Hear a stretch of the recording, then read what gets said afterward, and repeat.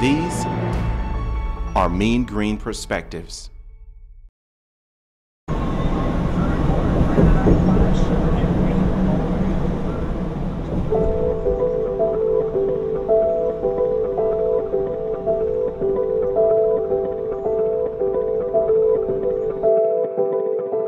Todd Eaglin's life isn't a movie, but it could be.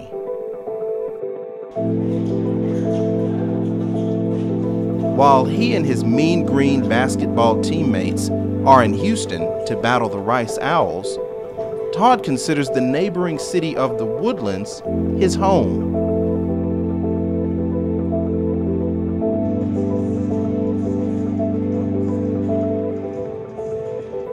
Despite his gracious smile and humble personality, you'd never guess that Todd has endured the death of a parent, the loss of a home, and started a new life with a new family, all while on the road to becoming a Division I college basketball player.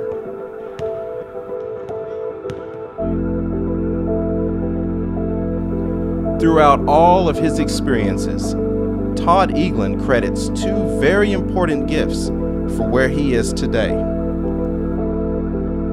family and basketball.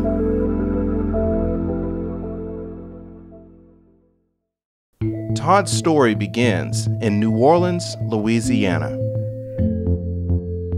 I lived in Uptown, like the inner city. He was the youngest in his family and immediately developed a love for sports. One of his greatest challenges came at an early age: the unexpected death of his mother. And I just walked to the living room like, man, what's wrong? And my sister ran and grabbed me and like, go back. And I think like, and I saw my brother like leaning over, 'cause she was on the floor in the bathroom. I guess she had a heart attack and fell out. I was just like thinking, I'm like, my mom's all right, whatever, like she probably just passed out. And then my cousin Trinice was on the phone and she like, yeah, you know my aunt passed this morning. And I was just sitting there thinking like, dang, no way. So I just kept thinking like, all right, whatever. So my dad had picked me up and my little brother, and then he was in the car and he was like, the first time I ever seen my dad cry, he was just like crying. And I was like what's going on? Like I'm just sitting there like, what's wrong with y'all? He was like, I got something to tell you. And whenever he said that, I kind of like realized like, oh, I guess it is true. And he was like, I was like, I think I already know. And he was like, what? And he was like, I was like, my mom passed this morning. My mom died. And he was like, yeah. He was like, you know, you gotta step up and like do what's right. Everything happened for a reason. And I was just like, after that, I just realized like, can't really take life for granted, because I never thought my mom would die. So. Shortly after the passing of Todd's mother, the unthinkable happened again. Hurricane Katrina, a most powerful hurricane with unprecedented strength. Most of the area will be uninhabitable for weeks, perhaps longer. At least one half of well-constructed homes will have roof and wall failure. All gable roofs. We was just like, we was lost. We didn't know what to do. Like, I didn't know what was going on. I thought it was like unreal, like a dream. I was like, this can't be happening. Like, I see my city on the news, like places I used to be just damaged. I was really like, is everybody like in my family okay? Checking like, nobody stayed back. Everybody got out safe that I know of. And then I was just like seeing like friends, and then when I saw like they were like, New Orleans would never be the same again. I was with my dad and my sisters called. They were like, yo, we're gonna come to Baton Rouge and stay there for a couple of days. And I was like, all right. And then, so you guys went to Baton Rouge? Yeah, so I'm staying there with like, I got like a weekend worth of clothes.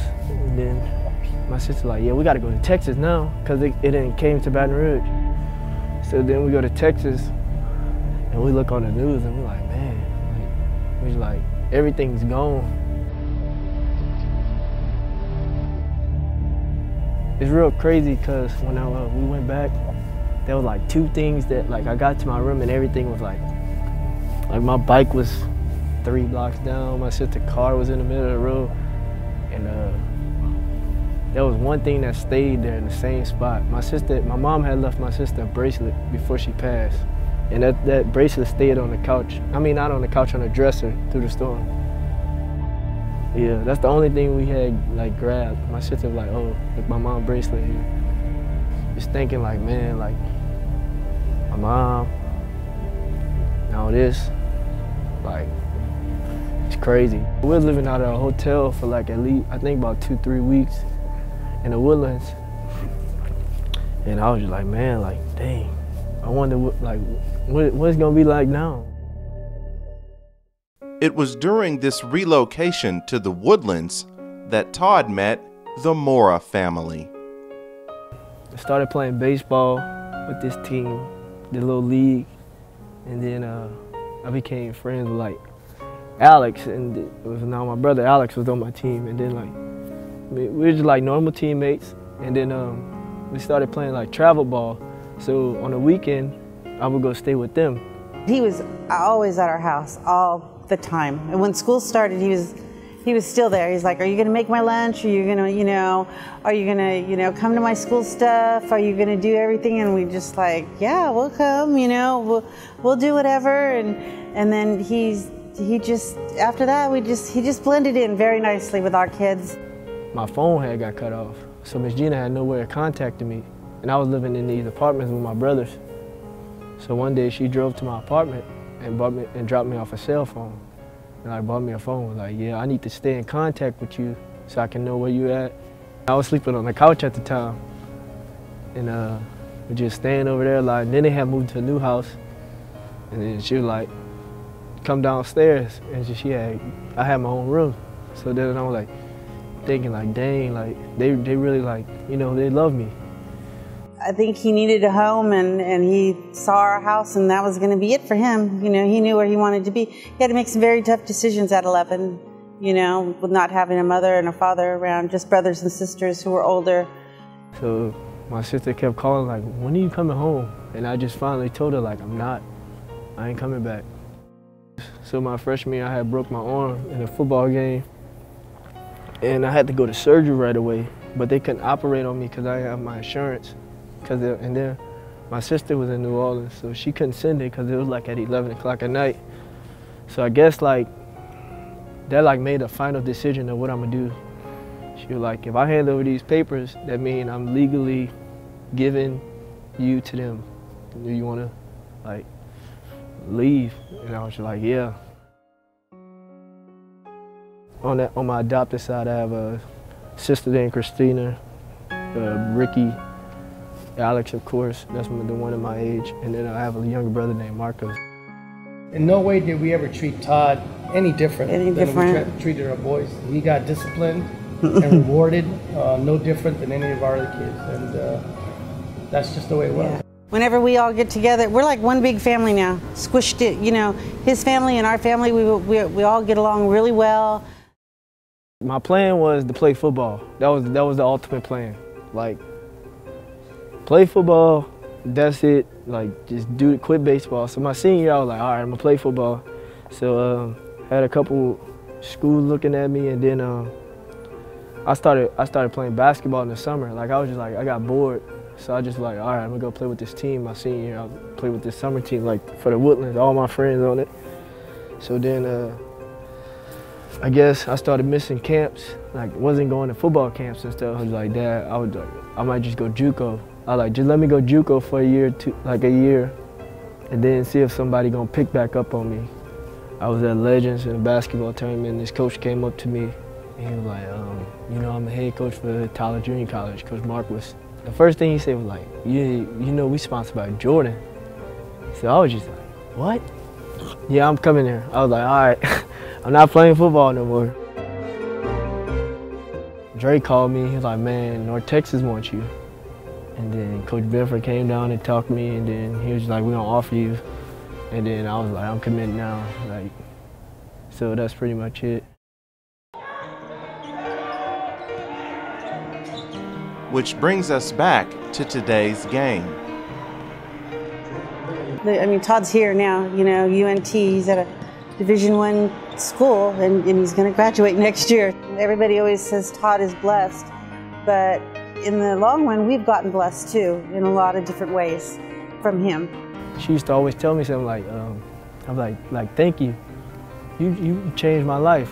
Look who I am now.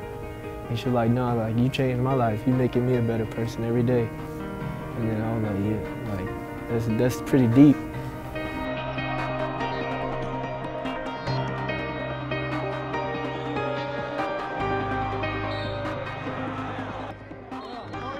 He became an athlete no matter what. I think his high school football coach said, an athlete's an athlete wherever you go. Those are events in your life that you can take the positive, and if everything was real easy, you're not going to be a better person for it. So he had little struggles, and he worked his way through it.